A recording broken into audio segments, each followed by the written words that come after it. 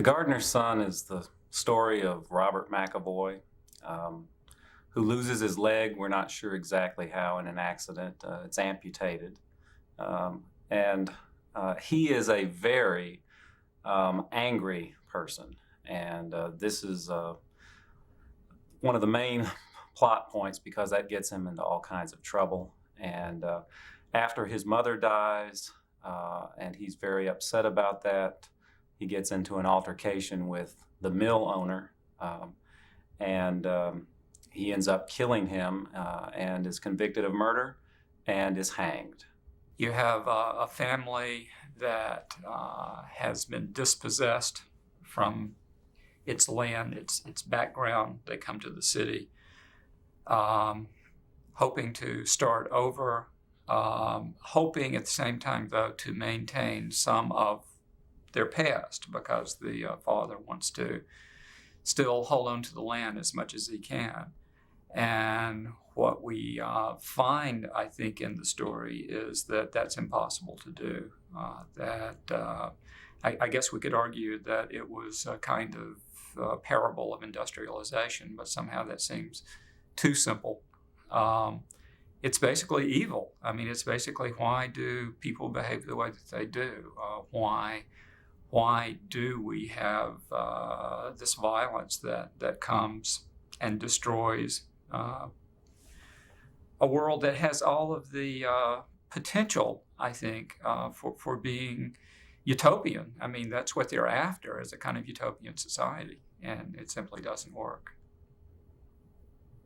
The thing that I think is interesting about it is what it's not, given that you have a murder and a trial and those sorts of things. It's not a police procedural. It's not an inquest kind of novel or screenplay. It's not a murder mystery. It's none of those things. It's more like Hamlet than any of those. It's definitely not an Edgar Allan Poe sort of mystery, suspense, whodunit kind of thing. Well, I think family is what this film is all about. It's called The Gardener's Son. So the gardener is, in a way, our main character. And I think the way the film works, I think the role played by Jerry Harden is probably overlooked. I think it's an excellent presentation that he does, and he, in a sense, is at the heart of that whole film. This is a man who is trying to deal with not only his son, but the death of his wife and his inability to look after his family. And we don't know what happens to him. I mean, we know what happens to everybody else, but we don't know what happens to him. And I think that's fascinating. So it's one of those family things, I think, that McCarthy keeps coming back to over and over and over again.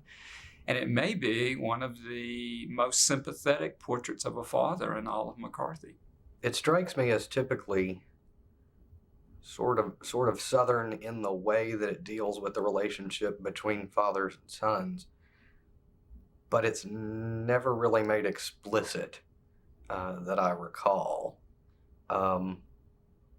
McAvoy is worried about Bobby, and that's clearly evident, but there is no real sense that he does anything to help him. The fact that the scene where he goes and talks to his lawyers is to me the one of the climactic scenes in the play, and the lawyers just say, no, we don't want him to talk. And Mr. McAvoy doesn't argue. There is very little said about the relationship between William Gregg and his son, but you get the impression from reading the play that that William Gregg was a man of respect and a decent and God-fearing man about the community, and his son is a no account. The contrast there is interesting. Also, the screenplay deals with the nature of justice, whether or not there is justice in the human world. Screenplay deals, I guess this is like the father thing. It deals somewhat with family and what you make of it. Community and notions about that are strong too. And then, the big questions, life, death, and the hereafter and whatnot. I think there's several important themes, and one of them, I think this could be McCarthy's kind of agrarian doctrine, like I'll take my stand, his version of that, to show what happens when we lose the agrarian ideal and try to move to an industrial ideal. I think another of his themes, we see that Robert McAvoy does not buy into the value system of the society around him, which is you are valued according to how much money you have. He doesn't have a lot, and he resents it that he is judged according to that. That's part of what fuels his anger, makes him even more angry. But I think for me, the dominant theme that's vintage McCarthy is that he's doomed for a number of reasons. But the losing of the leg is an indication he's a doomed person. He's like Lester Ballard in McCarthy's Child of God, who doesn't look right, and Jean Harrogate in McCarthy's novel Suttree. People can tell by looking at them that they are doomed. And one of the gravediggers says to Bobby McAvoy, Robert McAvoy, "I knew you were trouble when I saw you." And this is McCarthy's note of fate.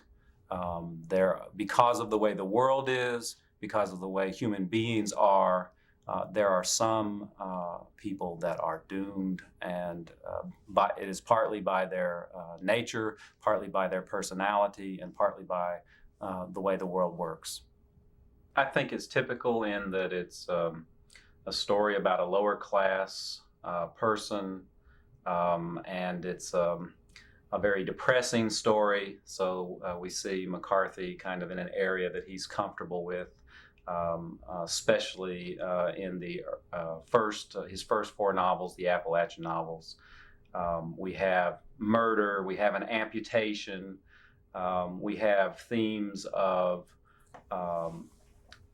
money being valued too highly in a society, and people being judged on the basis of money. I think that puts it in the same company with McCarthy's novel, his fourth published novel, Suttree. But I think the film itself is a very dark film. That makes me think of McCarthy, how dark it is. And just the characters seem to be mountain people in tough circumstances. And there is a dichotomy between people who have money and have authority, and then poor people just trying to scrape by. So it reminded me a lot of Suttree, and also McCarthy's novel Child of God, which begins with the dispossession of Lester Ballard. I think it's remarkable too in its use of dialogue.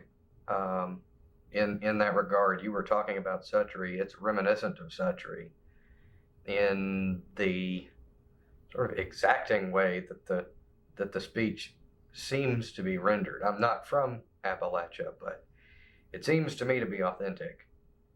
I think that's remarkable in and of itself, and I think it's typical of McCarthy. He has a very good ear.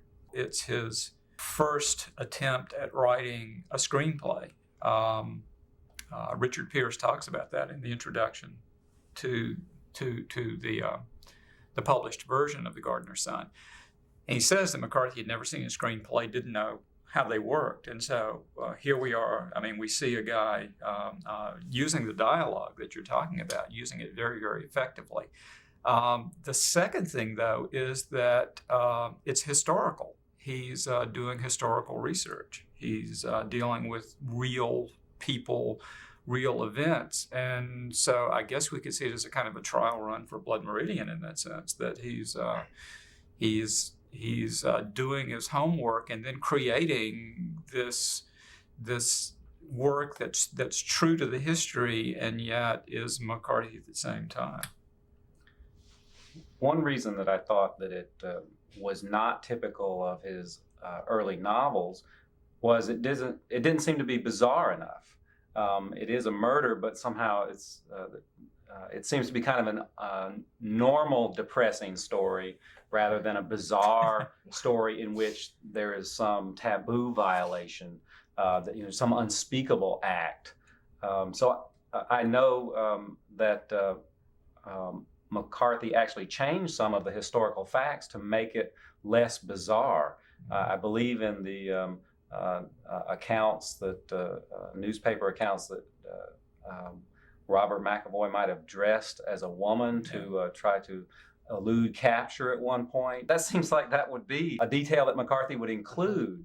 I mean, it starts off that way. It starts off with our main character, the gardener's son, with a part of his body rotting, and he resists the amputation of that part of his body. I mean, he in fact says something like, if God sent those germs in there for a reason, who am I to argue with God? I mean, and he's doing this in a kind of ironic way with the doctor, I think. But we start off in real McCarthy territory, I think, in that way. There are always going to be representatives of humanity that are crippled. They're recurring characters are blind or have no legs or are blind in one eye. There are always some indication of the imperfection of humanity or the suffering of human beings. Another difference that I see between The Gardener's Son and what I think of as McCarthy's work is the style. One thing that I do miss is the passages that are the exalted passages that are philosophical, that are sublime.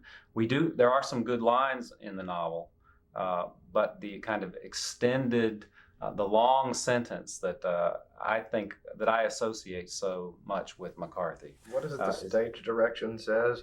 Dr. Percival was given to quoting from the classics.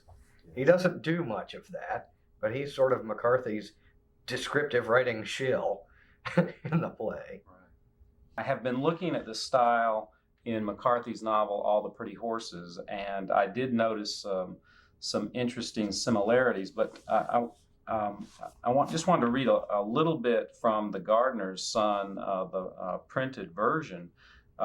This is a stage direction, and it says that Patrick McAvoy, that's the gardener's son father, is coming slowly up the street. He comes from pool to pool of lamplight where it falls into the street. And so I love that image of he kind of disappears, but then he comes into the light, and he disappears, and then he comes into the light again. That seems a really nice cinematic technique. But is that in the film? I don't remember. I was reading this coming out here today, and I was trying to remember how much of this is in the video and how much of this didn't make it, and how much of this is Richard Pearce's visual image. And again, we know that Pearce had done documentaries. This was his first fiction film. And it seems to me that both of them were after this kind of, realism. Let's be historically true. Let's film things inside mills, and let's get the right kind of wagon, and let's do all that sort of stuff. I frankly don't find it a very visually exciting film, though. One scene that stuck with me was the scene of the amputation of the leg. It's done in a very precise, cold, clinical, analytical kind of style. Well, the same is true with the hanging. I think the hanging works the same way, too. And hanging is one of my favorites. Yeah, and again, if we can make a comparison between what McCarthy wrote in the version that's been printed, and Raymond, you've illustrated maybe not the same thing that was the script that was filmed. But he's very careful about that hanging, because he says that the camera's on the top floor when the body goes through, and then the camera's on the bottom floor, and the body comes shooting down at the camera, which is the way they filmed it. Yes. And that, visually is an exciting time, and what to me seems to be a fairly static, visually static film. And at times that really works in a good way. There are scenes where, for example, there's a scene which, again, I don't think is in the version that was printed, but a scene where the Jerry Harden character, where Patrick McAvoy is standing yelling at the people who are, yelling at the people of the village who are just sort of, watching him, and he, I can't remember his lines, but it's he's saying, "What are you looking at?" That sort of thing, and the camera, it's a full shot, and Jerry Harden has got that scene for a fairly long period of time with almost nothing happening. I mean, you've got him, and then you've got all this empty space on both sides, as my memory of it goes. And so sometimes it really works, but it seems to me that there are parts of that film that seem fairly static to me, and that may at times, I think it does work to create a sense of dread, or a sense of horror, or a sense of just oppression, and at other times it seems boring. And so that riding from the pool of light to the pool of light that is at least in the screenplay version, there's a line very much like that in All the Pretty Horses, McCarthy's novel. And I'll just read a little bit about that. It's John Grady Cole, and he's just been visiting a judge, and says he turned the horse and looked at him standing in the doorlight, and he raised his hand, and the judge raised a hand back, and he rode out down the street from pool to pool of lamplight until he had vanished in the dark. Mm-hmm. So that we do see kind of a cinematic technique in a novel later on, and that is one influence that his early work on the teleplay might have had, although he was clearly already interested in cinematic techniques, I think. Well, I think so too. And I think that one thing that The Gardener's Son does that's very interesting for the time in which it was written in comparison with the other novels, I think Diane Luce has shown that McCarthy is taking materials in Suttree and putting it in The Gardener's Son. And we've already made comparisons between The Gardener's Son and Child of God, which I think Bobby McAvoy and Lester Ballard are in some ways very, very similar characters, and the sympathy that McCarthy has for McAvoy, I think, is extended to the sympathy that he has for Lester as well. It's the same sort of thing. One thing I noticed this last time looking at it is Bobby McAvoy reminds me very much of a William Faulkner character, and that's Jewel in As I Lay Dying, who is also very angry about the death of his mother. Mm-hmm. And there's even the point made in The Gardener's Son about the smell of the mother's body after she dies, which is one of the major points in Faulkner's novel also. Yeah. But McAvoy, rather than building the coffin for his mother, runs away.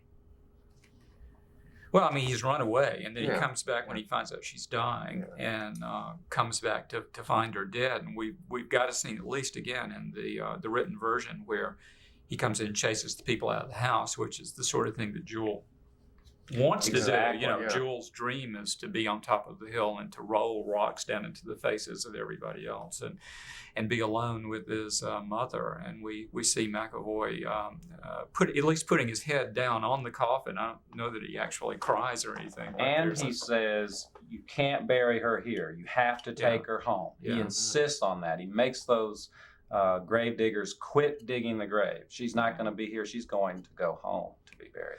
But something, I guess I'm jumping here, but something that I don't completely understand about the play is why he kills James Gregg.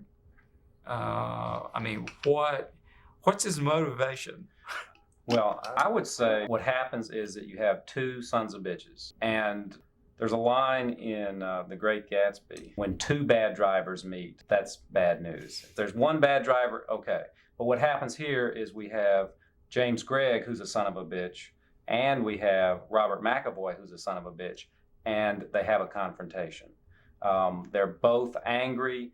They both are not going to back down. They're not going to take anything off of anybody else. And it also reminds me a little bit of how Oedipus gets in trouble because he's not going to move off the road, and neither is the king going to move off the road. And when you have two people like that, something bad's going to happen. McCarthy makes a comment somewhere in the Border trilogy. I think it's in The Crossing. When two men meet on a road, there are only two possible outcomes. One of them is a lie and the other is death. If I'm remembering the quote correctly. That's good. That seems to apply to what you're saying. One of the things that I think is interesting about The Gardener's Son, though, is what it's not. You're not given it's not a whodunit. It's not an Agatha Christie or even an Edgar Allan Poe kind of mystery, though the motive for the murder seems to be one of the central questions. It's not a mystery. It's not a police procedural. It's more bound up with the human condition than any of those things. And with the factual situation that he had to work with, he could have very easily made it into such. It could have been a procedural. Well, here's all the stuff about the trial in South Carolina in 1870 whatever. And it's not that at all. The trial seems to be incidental or symbolic at best. The death is a foregone conclusion. It's a thing that's going to happen. But interestingly, it happens because Bobby will not testify. And you don't ever know what he was going to say. He's not given a voice in that part. Yeah, it's not that he won't testify, it's that they won't allow him to testify. Right. But what was he going to say? I mean, again, I asked the question, why did he kill James McAvoy? I think it's resentment. And I think one of the issues that McCarthy is exploring is how poor people are made to feel. We see that in the idealist idea is that the mill town is a utopian community. It's an ideal community, and the owners create this nice little village for the workers, give them all jobs. But Bobby McAvoy feels like he's treated like dirt. Now, I'm not saying necessarily that he's justified in feeling that, but he feels like because he and his family are poor, they're treated like dirt. And so he's got a chip on his shoulder. He's mad about that. And when James Gregg catches him at his desk and accuses him of lying and maybe thinking about stealing, he won't take that. He's already mad at the system partly, which judges him on the basis of how much money he has. He thinks that's not right at all, and it's not fair at all. And so he's kind of looking for a fight. I think we have some situations like that in Blood Meridian, where there are some characters that are shown that they're looking for a fight, and possibly the protagonist in Blood Meridian, the kid, has to deal with that youngster at the very end of the novel who is looking for trouble. Well, I mean, what you've got is that $10 gold piece, which shows up twice in there, where James Gregg, not James McAvoy, which I said a minute ago, but James Gregg puts on the table, first of all, to Bobby's sister, and then when he does the same thing to Bobby, he looks in Bobby's face, and then the directions in the printed version are that the blood drains from his face when he realizes what he's done, and it's at that point that he starts going for the gun. But Bobby tells him not to do it. Bobby says, "Don't do that. Don't do that." And it's almost as if Greg had ceased at that moment, maybe it wouldn't have happened. I mean, but we don't know. We don't know. Well, I think that we see that Bobby feels his source of power is the gun. Kind of what ended feudalism, the gun, because the common man has some power. James Gregg's symbol of power is the money. That's the kind of, the point he's making is, I am powerful, I have money. And when he tries to assert this kind of dominance by throwing the $10 on the desk, Bobby, who already is resentful, can't take it anymore. He wants. Well, I mean, it says a hell of a lot about James Gregg that that $10 gold piece is sort of his dismissal. Yeah, that's what he uses to. I don't recall it's ever being stated directly, but it seems clearly at least a possible motive that the sister was harassed. The question that comes in my mind because of that is whether or not you believe her. I never told Bobby. If she didn't tell Bobby, then Bobby probably doesn't know, except that he apparently has a reputation for being. He apparently does because of what the lawyer says at the end. And I think, again, the point is that James Gregg believes that he can buy whatever he wants. He has money, that's his power. Anything can be bought. And that can be sexual favors with Bobby's sister Martha, or it can be getting rid of Bobby when he's starting to be trouble. Money cures all problems for James Gregg. That's the way he views his power. Yeah, but Gregg does. I mean, he uses that money to pay people's way back to their farm. And it's obviously a selfish thing. Only because they're trouble. And that's true, because they're trouble. But at the same time, he's saying, let's get them something to eat. Let's send them to the church. There's absolutely no way that that we can give them jobs here. But at the same time, we're not just going to cut them loose and let them die. I think Gregg. He's a reluctant philanthropist. I don't know. I'd love to hear somebody make an argument for I don't think James his Gregg. father would have turned them away. Well, his father was a. Well, I don't know. I think he has corrupted his father's vision. I think his father was a true philanthropist, had an idea for some kind of beautiful village, a life that would be a better life for these people that are coming off these dirt farms. And it probably was better. And still there's a resentment and a sadness over a loss of a way of life. And we haven't talked about kind of how this might be expressing a sense of unhappiness that an agrarian ideal has been lost. It's not much of an ideal. Martha does talk about how poor they were, I think. But Martha does that for me with the whole business of the cow. That cow knowed me, Bobby. He did. He knowed me. And I ran up and I hugged his neck and what all? Horse. Yeah. Horse. Captain. Horse. Okay, horse. Well, you know what? Not the cow. Yeah, and mentions it twice. She mentions that twice. Yeah. I mean, I think that she clearly is longing for something that they don't have anymore because they moved to the mill. Well, and also Bobby says something about that too. And think of the fact that she ends up in the same place that Uncle Ather ends up, and that some of the characters in Suttree end up. You're institutionalized. You end up a ward of the state. And when we keep coming back, now again, that's not in the film, but that is in the screenplay as published.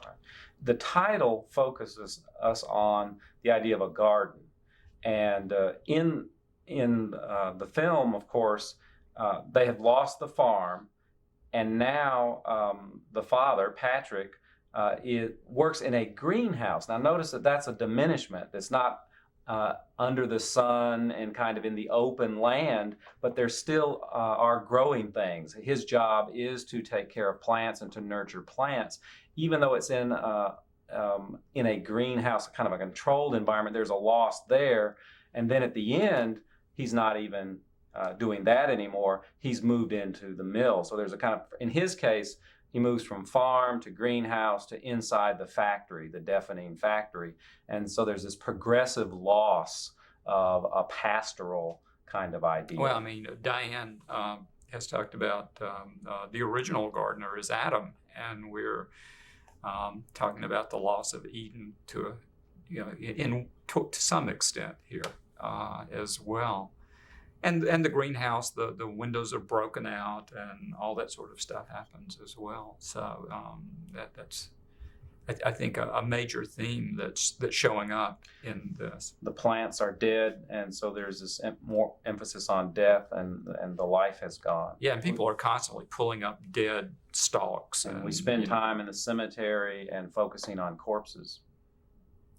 And in fact, there's that line, I just thought of it. Somebody quotes the gardener, Patrick McAvoy, as saying that when people put flowers on graves, that they need to take responsibility for those flowers, that they have to come back and remove them once they've died. And I think we can extend that. I mean, as you've said, this whole idea of plants that are dying and limbs that are becoming, rotting with gangrene, and agrarian world that's being replaced, attempted to be replaced by this utopian society, which also fails.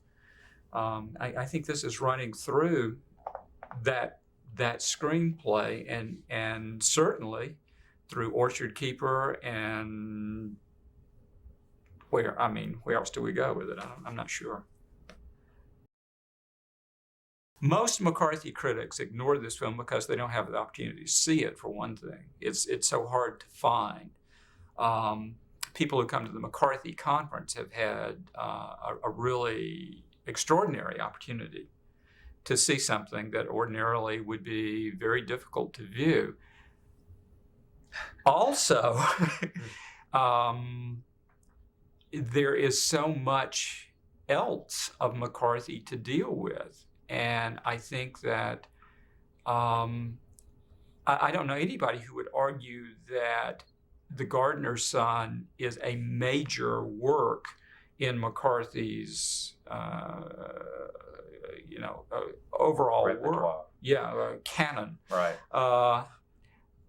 But Diane Luce, of course, did a very, very thorough, very, very serious examination of the work, and Ray Todd has written an essay. And Raymond Todd has followed up with some interesting things. I don't know. I don't know. It's fair to say that it's been ignored. Because we keep looking at it every year, So I don't think it's anybody's favorite work to work with either. But I remember how hard it was for me to get a copy of that when I was working on my dissertation. And Diane Luce told me how to write a library in South Carolina and beg them to send me something like 4 huge tapes, which required a very unusual kind of video cassette recorder, 1/2 inch. It wasn't VHS format. It was an unusual machine that was needed to even play the tapes. Something you said at the very beginning of this discussion, Bill, is that this screenplay lacks the sort of elegiac long sentences and whatnot. That's one reason critics haven't dealt with it. It doesn't have any of that. It is not, I don't think it's particularly strong image-wise. And I think critics are biased towards things on paper, and until recently it hasn't been in any commonly accessible form. And it's 3 years old as a book? There may be more done with it the longer it's around. And much of the best writing that McCarthy didn't make it to the filmed version that was released. I mean, I think the Martha's remembrance at the very end of the play is just wonderful. As I was reading it today, I was struck by just how terrific that is. It's beautiful, beautiful writing, but it's not in film. The film is very spare. And how much of it is McCarthy? How much of it is Richard Pearce? How much of it is Brad Dourif and these other people? I'm going to be real curious about all the pretty horses in that sense as well. When we talk about that film, are we going to be talking about McCarthy? We're going to be talking about Billy Bob Thornton. We're going to be talking about these other folks, which is always the problem when you move from one medium to the next. And we've all been dealing with the issue of which version of the play does a critic deal with. That really complicates it, because then you have to think about, am I going to just talk about the film, or I'm just going to talk about the printed screenplay in the book form, or find the original manuscript, or am I going to try to correlate all of that and talk about everything?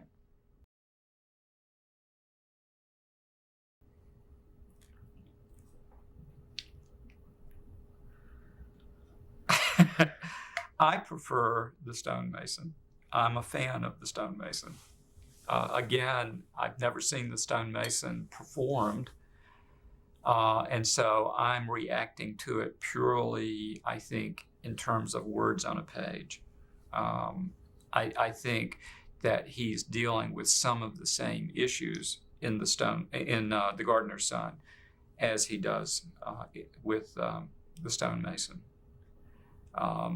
But I'm willing to believe that the stonemason would work better as a written work than as a performed work.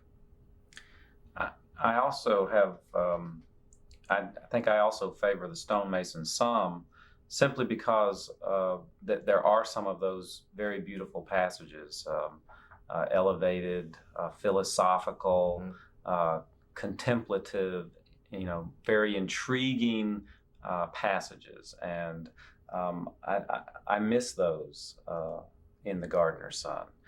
Although I will say again, there are some good lines.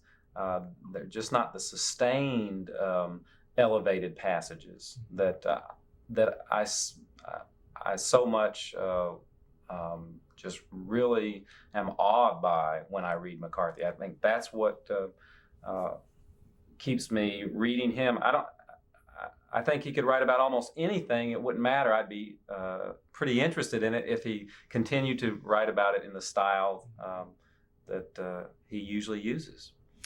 Something that occurred to me as I was rereading The Gardener's Son is that there are passages in there, usually spoken by Black characters, that you could take what they're saying and you could put them in the crossing and just put them in the mouths of some Mexican that he runs across. Same thing.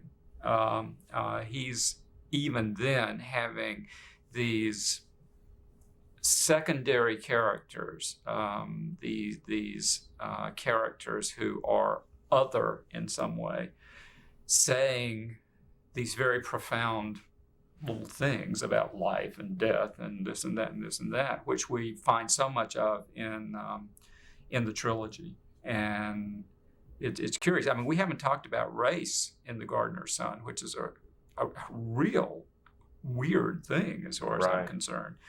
And something that he addresses. I mean, he talks about it in the stage directions, about, well, this guy may be Black. It seems likely that he was. And we've got, 9 people who are Black on the jury and 3 who are white, or whatever it is. And so he's dealing with a whole racial issue, and he's acknowledging the fact that this is during a Reconstruction time. It doesn't seem to bother Bobby at all. He talks to everybody. Well, yeah, his lawyer is Black, I think. Isn't that right? Yes. And it doesn't seem to bother Patrick McAvoy either. I mean, Well, he's to be. It bothers Bobby when it's the gravedigger. He doesn't like being opposed at all. Of course, he does treat pretty much everybody that way, but he seems to be very dismissive with them. Like they are such subordinates, such inferiors. When they're in the doggery, the shed that they're drinking in, they're drinking the white whiskey, and the scene that Ned Beatty's in is Pinky, and somebody's playing some game. The second man talks about there's been a murder, and then he says that he thinks that black characters, some black people must have done that, and he keeps making very racist remarks pretty much periodically throughout that scene. Even it's almost comic in the way that he'll interrupt and go back to that newspaper story and what the rumor is about who the culprits are. Yeah. It's we'd have to say politically incorrect as the remarks that are made. Well, again, I mean, it seems fairly complicated there, that you've got a jury that is at least half black, maybe more than that, I don't remember. He's being defended by a black lawyer. I think there's another black lawyer who's the prosecutor. Yes.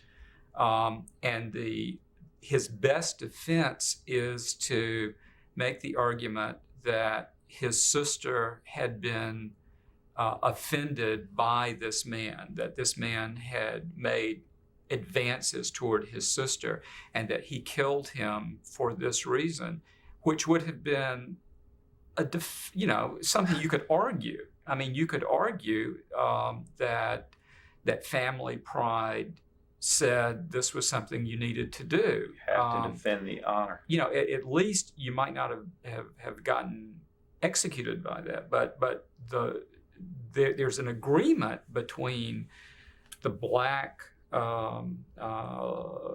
representatives of the legal establishment and the powerful white family not to do this, and then the black jury, or at least the jury that has whatever ratio of black to white, sentences the white man to death. And everybody seems to agree that this is somewhat unusual, that it seems rather extreme. And Bobby says that himself, that under other circumstances. Well, if you throw political correctness totally out the window, is it possible to say that McCarthy or that the screenplay asserts that, given the sort of class and race consciousness of the time, Bobby McAvoy was so low that even white trash wouldn't have anything to do with him? So to find a lawyer, he has to go to the black community. Well, I don't know if that's a fair assertion.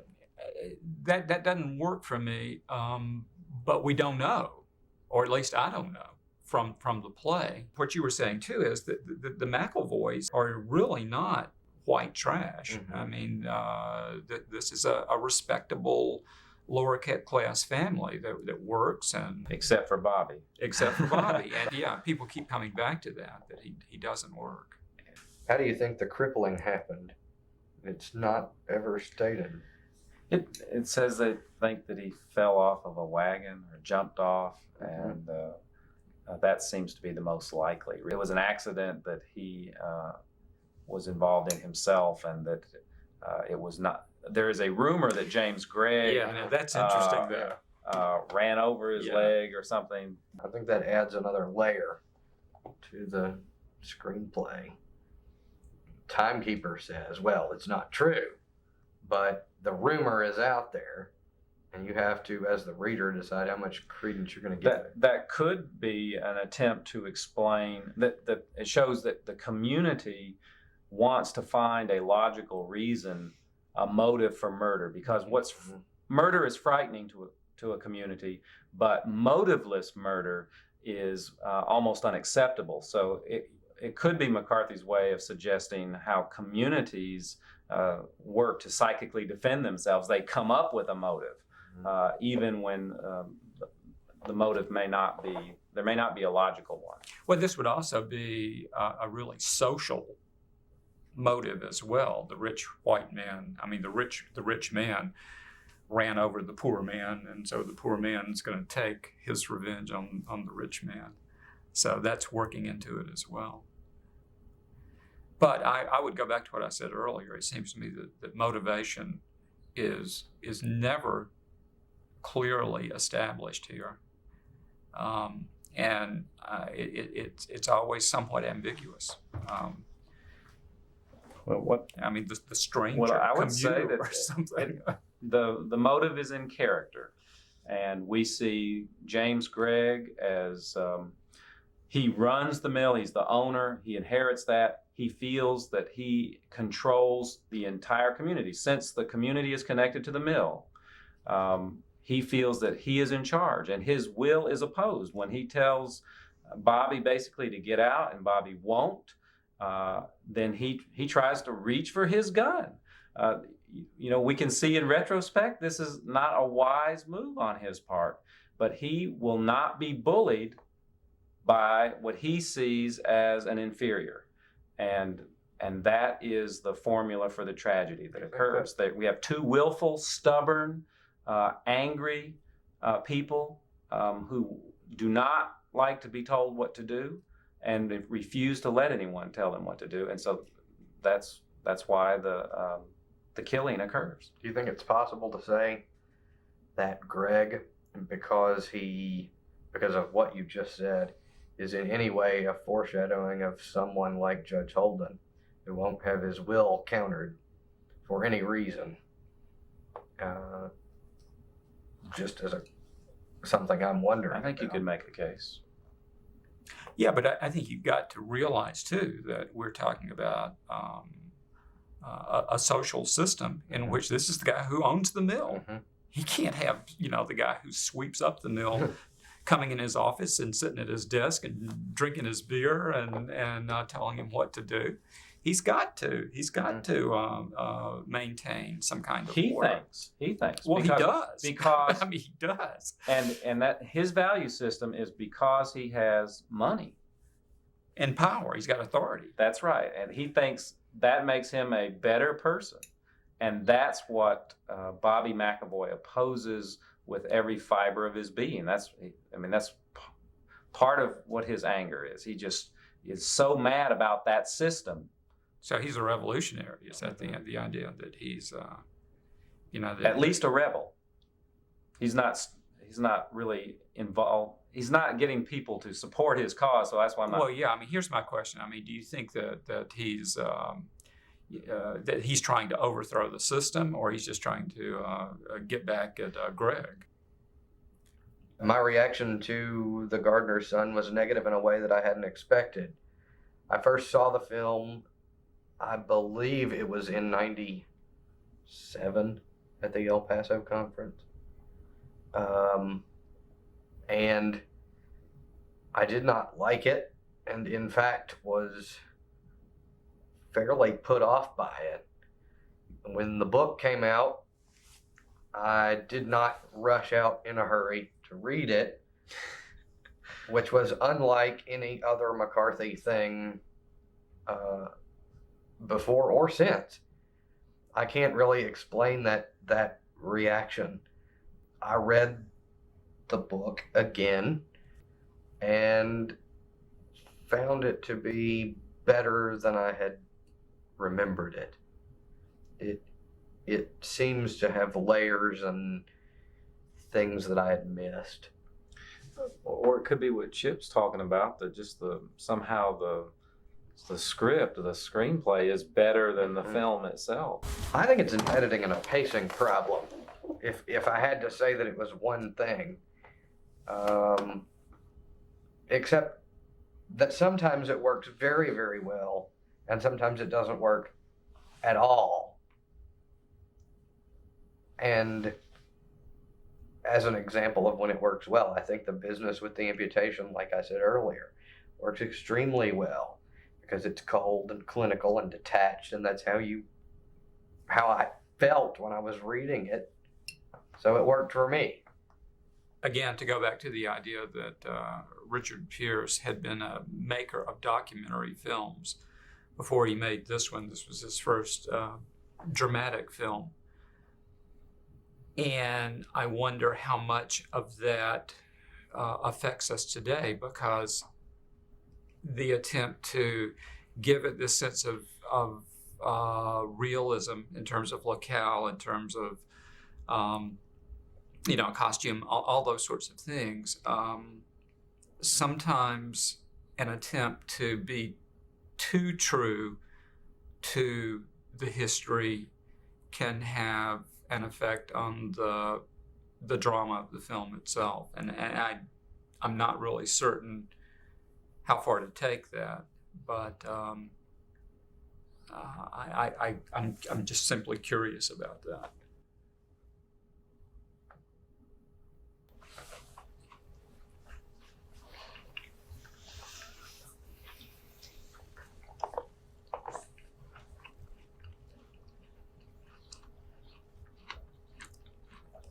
I've had plenty.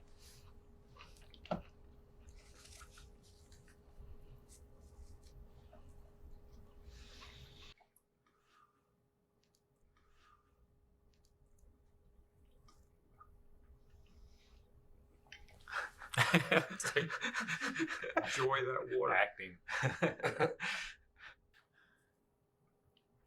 No. No, little mint.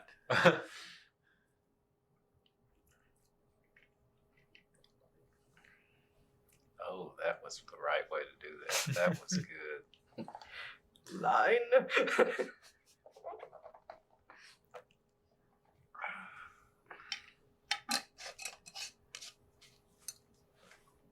I'm done.